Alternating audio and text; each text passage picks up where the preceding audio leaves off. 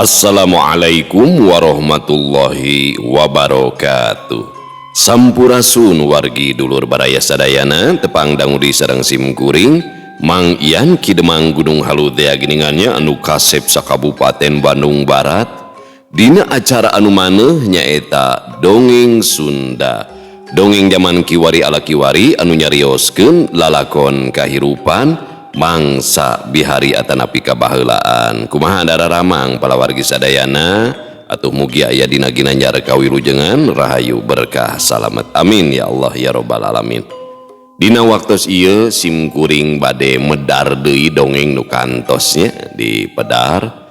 Ieu mangrupikeun awalan simkuring ngadongeng nyaeta Ratu Jin Toloheor.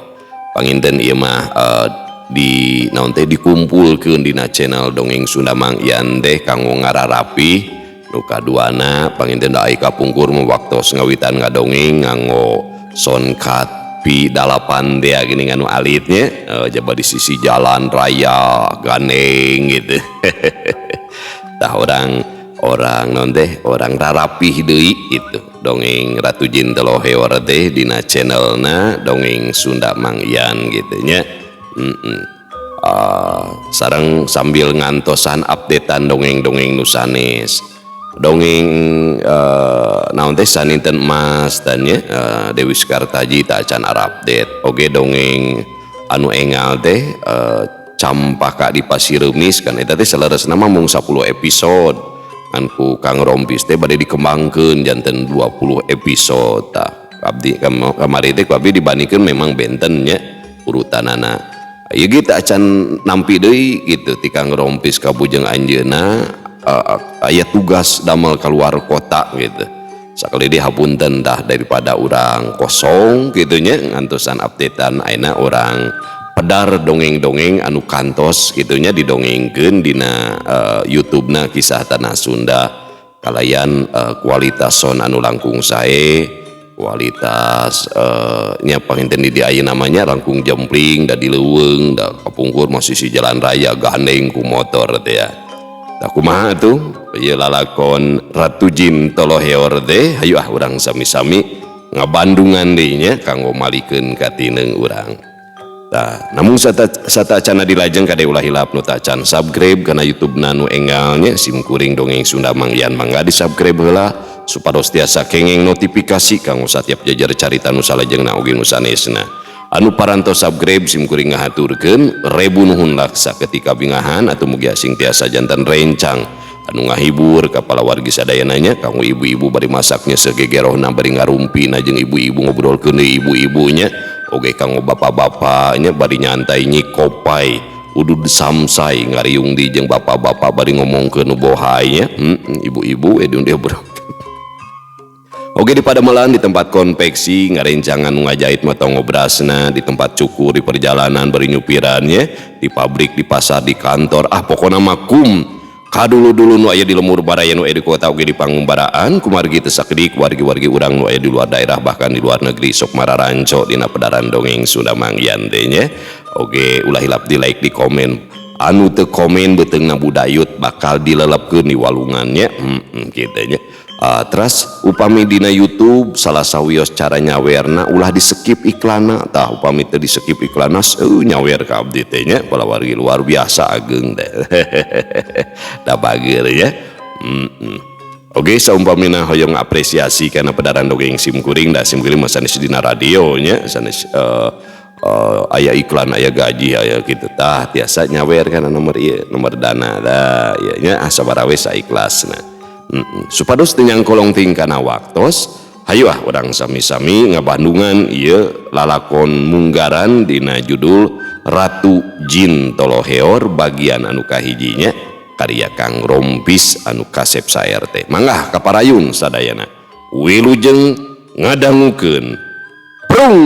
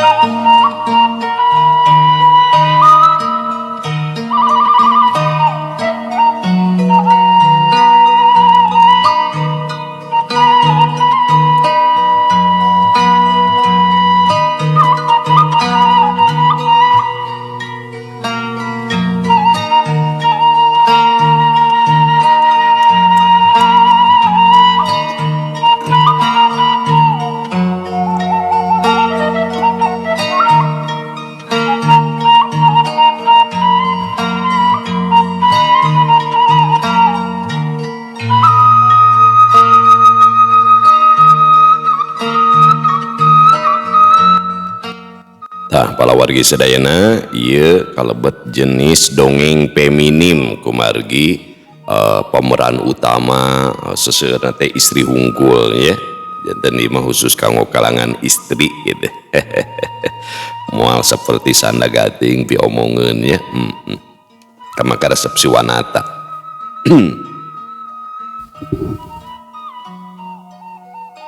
Kesang ngagarajag masihan awakna amekanana ngahegak awahing ku cape lantaran geus nyorang lalampahan anu kawilang jauh.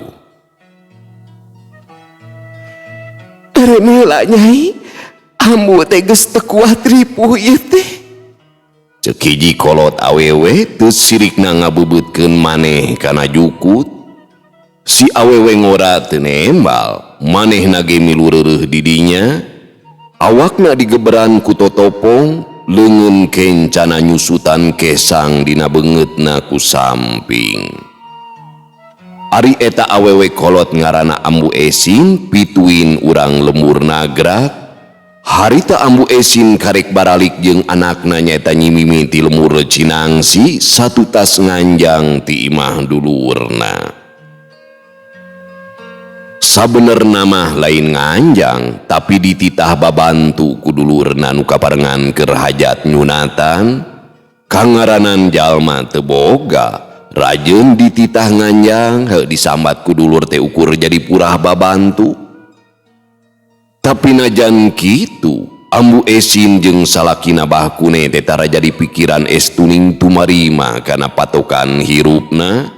Pon kitu deui Nyi Mimi tara aral subaha sumawona leutik hate, sok sanajan hirup loba kakurang pinuku kaprihatinan. Najan umur geus nincak 18 taun, Nyi Mimi can kungsi kabejakeun beger atawa deukeut jeung lalaki. Sok padahal batur sapantaran manehna mah geus loba anu ngalaki rabi sarta geus baroga anak. Lamun ningali kana rupa mah Nyi Mimi teh kawilang pantes geulis camperni, tapi nya kitu Nyi Mimi mah tara dangdan ngaluis dirina, boro-boro mikiran awakna keur nyukupan pangabutuh sapopoe oge geus sakitu seuseut seuatna. Sanggeus ngarasa cukup tina reureuhna, indung jeung anak nuluykeun deui leumpangna. Ambu Esin nyuhun babawaan dina sirahna dituturkeun ku Nyi Mimi anu ngajingjing ancak pamere ti dulurna. Sakira wanci kalangkang satangtung, Ambu Esin jeung Nyi Mimi geus anjog ka imahna. Kasampak bahkune keur ngadederak mirun seuneu tayuhna mah keur naheur cai. Abah, ieu pilihan kadaharan pamahanan ti Nyi Engkur dengan sangumahaneutkeun deui. Lamun opieun mah wadahan kana kelernya, kami mah ari katampian itu teu kuat bayeungyang. Ceuk Ambu Esin ngecagkeun babawaanana, ari inyana mah terus bae ka kamar. Ari Nyi Mimi teu nyaritana naon, satu tas nunda ancak gesut bae muruka cai rek ngadon bebersih. Heuleut sawatara waktu, saanak bojo geus ngarariung di pawon, dina sama geus ngabara kadaharan pamahanan tinu hajat. Tah Abah, kere daging muning ngeunah pisan geura meunang ambu anu nyamara anana ieu teh. Ongkohan moal liat muning ngora jajalon kene. Ceuk Ambu Esin nunda kere daging munding kana alas salakina. Ilaing arek Nyai. Ceuk Ambu Esin deui bari ngareret ka anakna. Moal abdi mah ambu, eta bae goreng betok sareng goreng jair. Tembal Nyi Mimi leungeunna ngarongkong kana goreng betok. Brak bae sararea dalahar bangun narikmatna kerahanan. Teu nikmat kumaha atuh dengan sangu kawilang leungkep pamahanan tinu hajat. Pan biasa nama ukur belum asin karo sambal goang di embohan kulalab seli atawa jombang.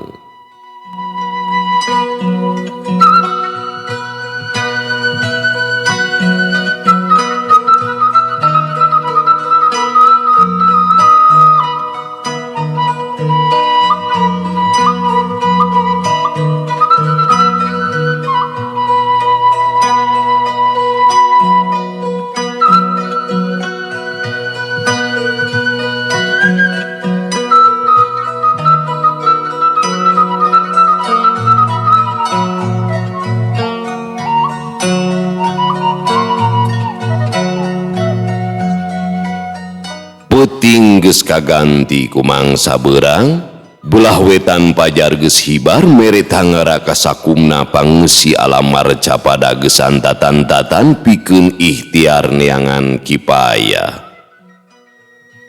Sora manuk recet di sarada pating geleber tinadahan kai kanadahan kai nu sejena, lemur nagra kawilang lemur gede sok sanajan imahna ancal-ancalan tapi pangeusina kawilang loba. Urang lembur lolobana kasabna jadi panyawa atawa ka kebon, sawarehna purah balantik mapayan unggal wewengkon.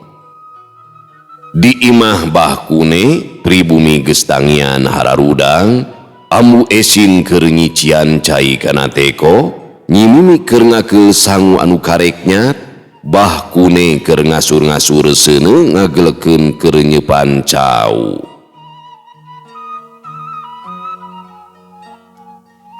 Neteg sangu heula ka dinya Nyai, bisi si Iting kaburu nyamper. Cek amu esin bari mikeun daun cau meunang ngadeang tina hawu.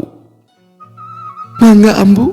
Walon nyimimi terus bae ngawadahan sangu kanu daun cau diteteg kawas timbel. Poe eta nyimimi teh ari ka kebon Juragan Tarmana tadi kusuma digawe di kebon nurusan kacang. Pigawe nurusan kacang ukur 4 poeun kalan-kalan sok kasambung ku pigaweun sejena. Nyimimi geus biasa sok diteang ku Juragan Tarmana tadi kusuma samangsa aya pigaweun di kebona.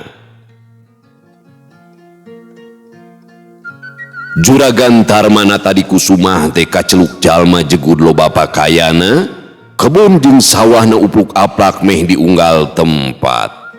Pamajikan Juragan Tarmana tadi kusuma teh ngaranna Ambu Susanti, geus kaceluk keked mengkene pahang kedekut pelit binti medit.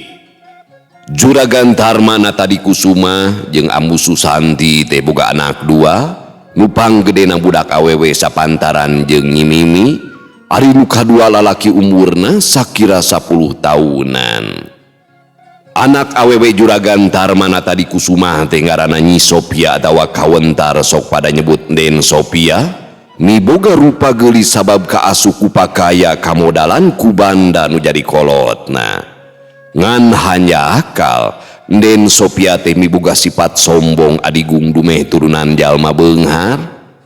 Urang lemur nagrak geus pada apal lamun Den Sophia teh keur papacangan jeung Raden Barja putra Demang Raden Sukria ti kademangan Waringin. Sakira wanci meletik panon poe, nyimimi geus init ka kebon dibarengan ku Nyi Iting. Ti imah nyimimi ka kebon Juragan Tarmana tadi kusuma teh kawilang deukeut ukur meakeun waktu 1/2 jam. Sadatangna ka kebon, nyimimi terus bae barang gawe nurusan kacang. Kebon kacang Juragan Tarmana tadi kusuma teh kacida legana, anu digawe oge aya kana puluhna awewe jeung lalaki. Digawe di kebon mah kasebutna dugcir, samangsa bedug terus bae ngicir alias baralik.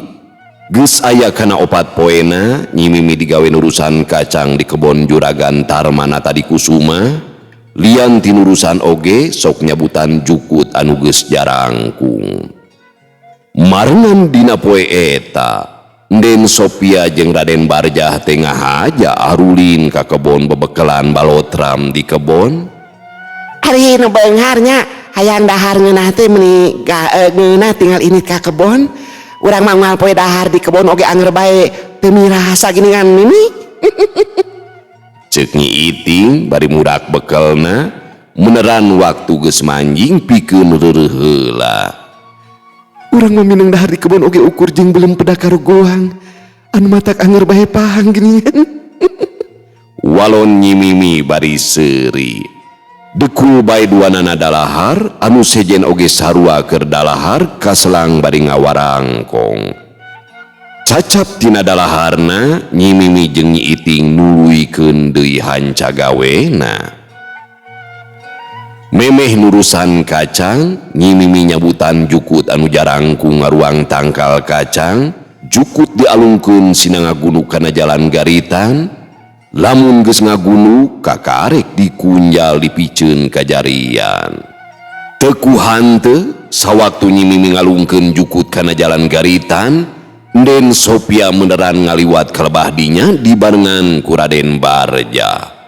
Wur puk, cukut anu pinukutan teh keuna pisan kana baju Den Sophia tangkala mokot.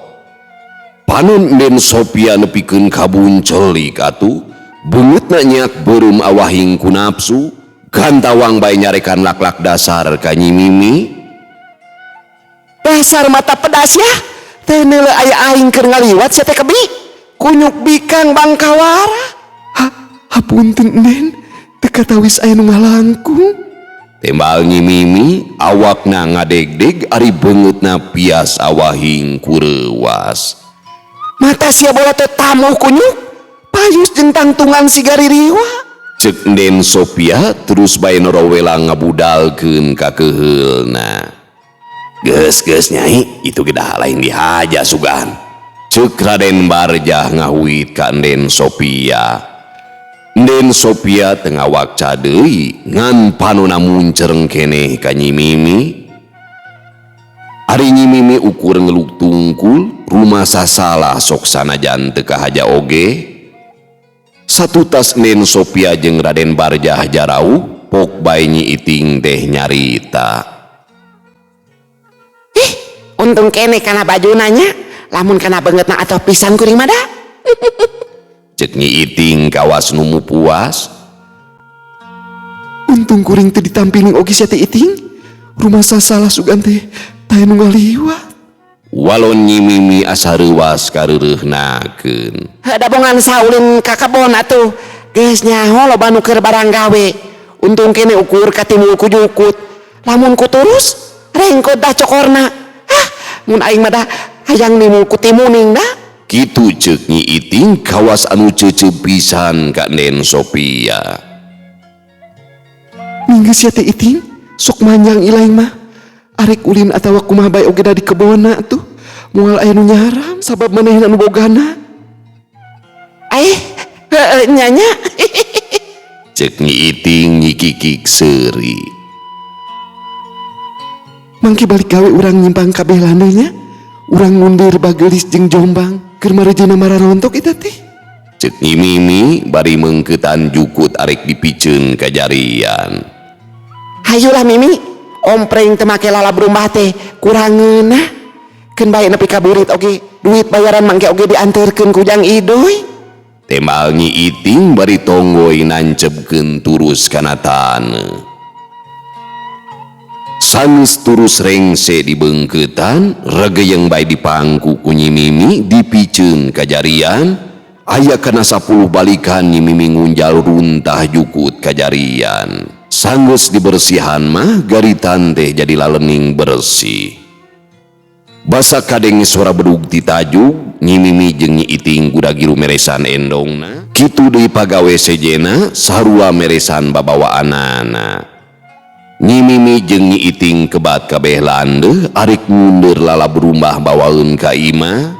Kangaranan di pakebonan geus tangtu loba tutuhan anu jadi kusorangan dijieun lalab ku urang lembur. Nyi Mimi jeung Nyi Iting tonggoy bae leumpang ngusruk mapai pakebonan. Ari lalab rumbah anu biasa diuneur ku Nyi Mimi kayaning Jombang, Jombing jeung Jibung. Mun pareng sok aya oge antanan, gelang atawa pucukleun cahayam, geus puguh Bagelis mah sakitu ngayang-ngayangna mararontok.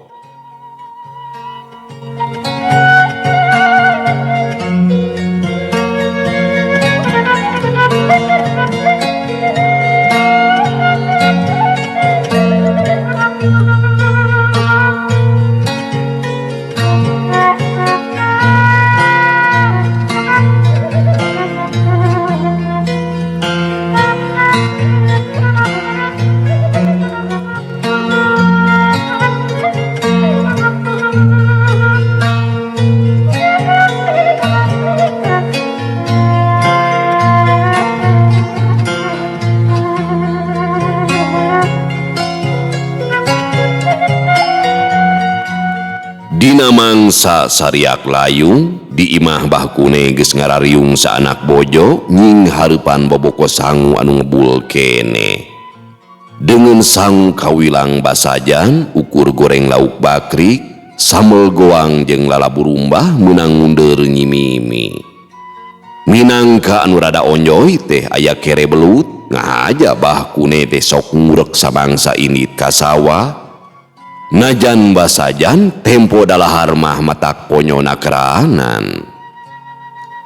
Nyata pisan kakawasaanana pangeran masihan kanikmatan ka makhlukna temungguh najan loba dengan sangu anu marahal bakal karasa nikmat sabab nikmat anu karasa mah angin kersana pangeran anu murbeng alam sadaya. Cacap dalaharna amu esin terus bae ngunjal wadah katampian ari Nyi Mimi diuk keneh di pawon di baturan ku bapana nyaeta bahkune. Kieu Nyai, tadi teh keur di sawah abah kadatangan Ki Paisal anu tayalian nanyakeun perkara ilaing. Ceuk bahkune eureun heula ngomongna kaselang nyotan ududna. Nyi Mimi teu warang ngengklokan ngadago bapana cacap cumarita. Nyi Mimi geus tangtu apaleun saha ari Ki Paisal lalaki kolot anu loba pamajikanana. Bahkune nuluykeun deui cumaritana. Ku abah teh dijawab, "I perkara anak abah mah eta mah urusan jinisna. Najan abah bapana teu bisa sakahayang mamaksa kanu jadi anak sabab bakal goreng balukarna." Tah kitu cek abah teh Nyai mere wewengan ka Ki Paisal. Sai pisan abah, margi abdi teu sudi kerah ngahiji jeung lalaki kolot purunyus teu sirikna boga pamajikan unggal lembur. Sakitu anak incuna geus rai. Amit-amit nara abdi mah abah. Kitu ceuk Nyi Mimi kacidangewana ka Ki Paisal. Rasa maneh loba harta sok ngolo-ngolo ka kolotna sangkan anakna bisa dikawin. Nya abah ge ngarti Nyai, da abah ge moal kabongbroi ku pangabita anu teu pira. Abah arek kacai heula ieu teh sakedeung di magrib. Ceuk bahkune laju cengkat gejelik bae init kacai saterusna mah muruka taju. Sanes memeres hawu Nyi Mimi asup bae ka kamarna.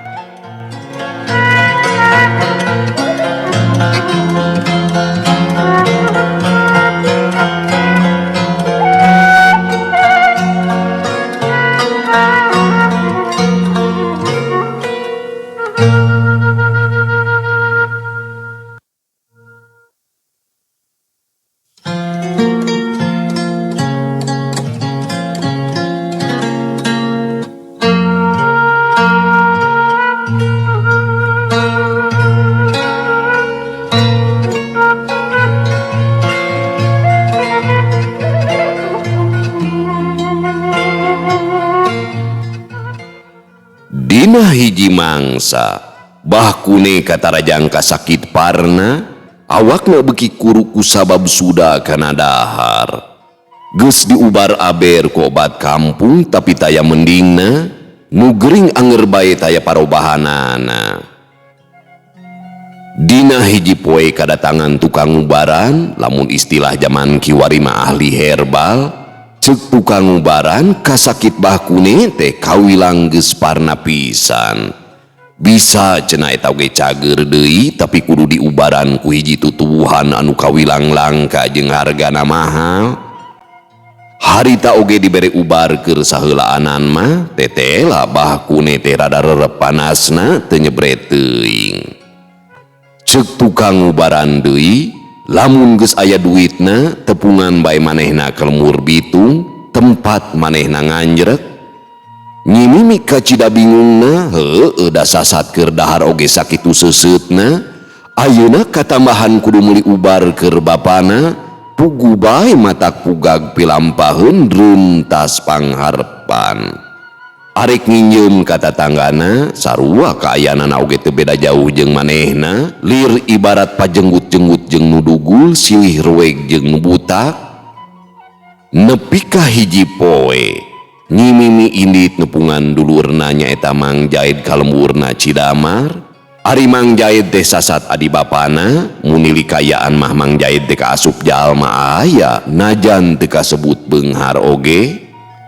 Marengan harita teh poe keur hujan, ti susubuh hujan teu reureuh kawas dicicikeun ti luhur langit. Nyi Mimi indit ngiciprit ukur ditiung ku totopong, bajuna ribeg lences ku cihujan. Nyi Mimi leumpang lalaunan ku sabab jalan ka sorang teh ka cidala leueurna. Sababaraha kali ti seureuleuk meh-mehan labu. Nyi Mimi geus teu malire awakna anu jibrug, terus bae leumpang mapai jalan pakebonan.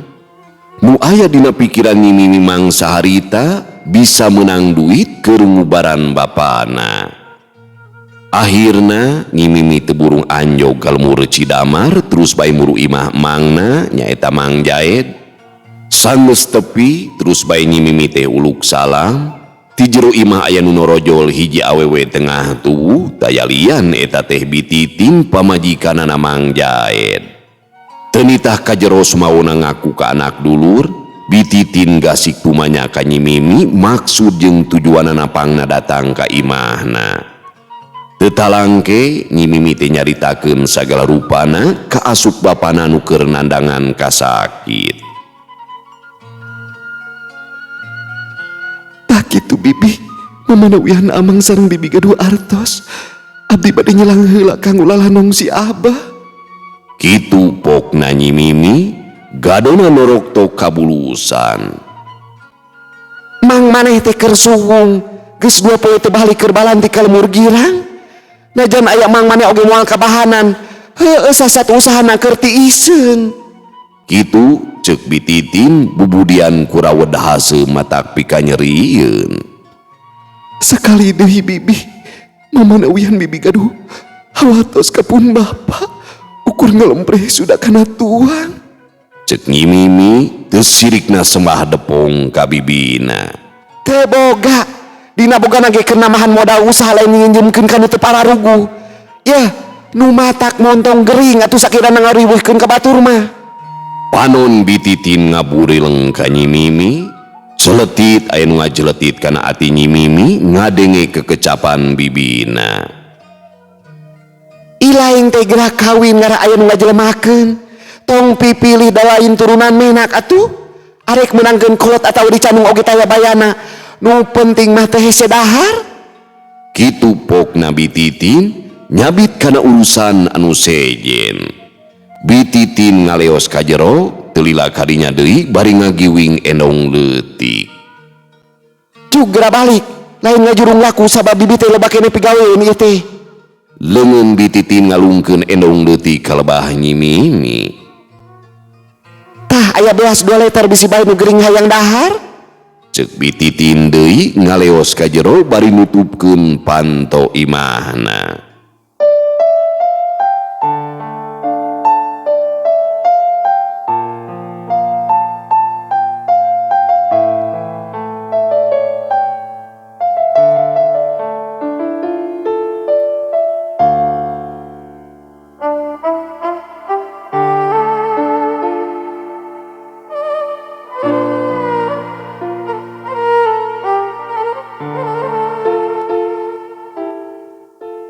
Nyi Mimi ukur colohok, teu nyangka bibina wasa nyarita anu teu munasabah. Panonna juuk ku cimata, kanyeri jeung kapeurih nyasaak hatena. Bari nyusutan cipanonna, Nyi Mimi cengka terus bae indi ti imah bibina bari ngajingjing endong leutik. Sajajalan cipanon Mimi taya kendatna, ras kuna nasiban diri anu keur nete semplek nincak semplak. Nyi Mimi leumpang rumanggieun, awakna beuki jibrug ku cihujan nu taya raatna. Biwir Nyi Mimi geus geunteul balas kahujanan jeung kabulusan. Duh, Gusti, kieu-kieu teuing nasiban teh. Ukur meunang katugeunna. Kitu jumritna hate Nyi Mimi mangsa harita. Kolenyai kilat ngolenyai disusul ku jelegurna sora guludug. nyimimi tangka ngerempod awahing kurewas, sorodot, blub, nyimimi labuh tangka nangkarak bengkang, awakna lamokot kuletak, enong letik pamahanan bititin teh tamplok, beasna kabeh bahe kana cileuncang. Nyimimi nguniang hudang, panuna nutup beas anu palid kabawa cileuncang anu ngagulidag. Awahing ku aral, hing bae nyimimi teh ceurik bangun ka nyenyerian.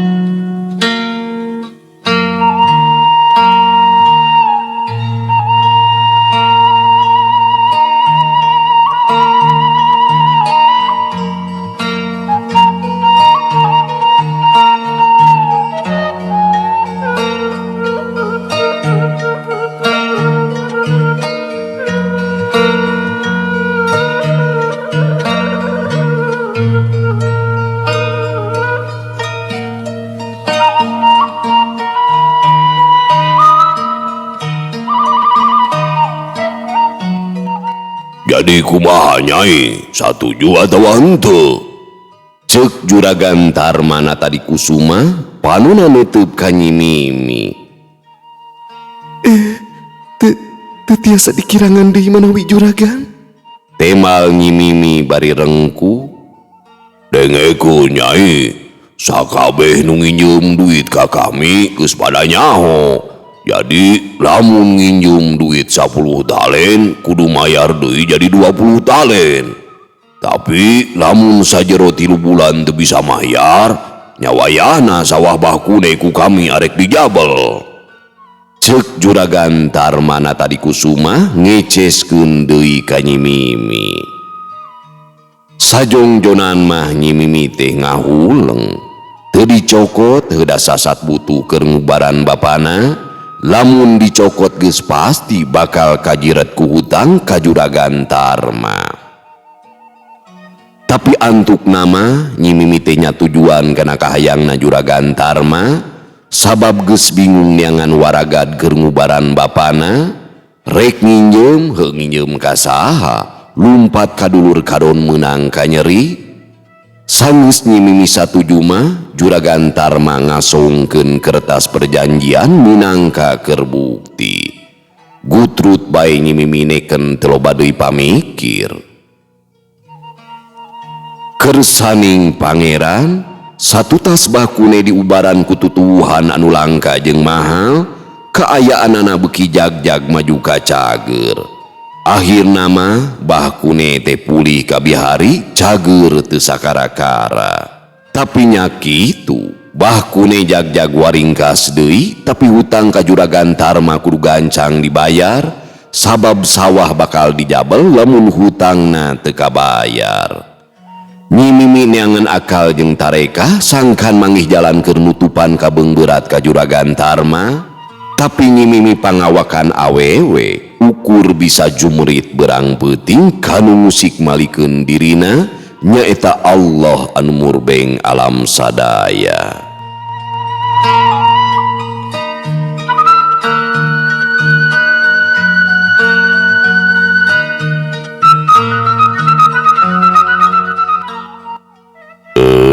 Pamiarsa sadayana, waktosna parantos tenyekapan gidingannya kanggo ieu lalakon Ratu Jin Toloheor bagian anu kahijinya.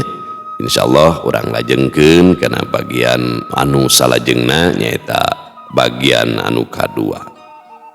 Sakitu anu kapihatur, hapunten anu kasuhun, bobot sapanon carang sapakan, cag urang tuna dihanyuang siang, urang teuleung dihaneulem sieum, paranti nyokot ninggalkeun, mangsa datang kasamper deui. Wallahu muwaffiq ila aqwamit thoriq. Wassalamualaikum warahmatullahi wabarakatuh.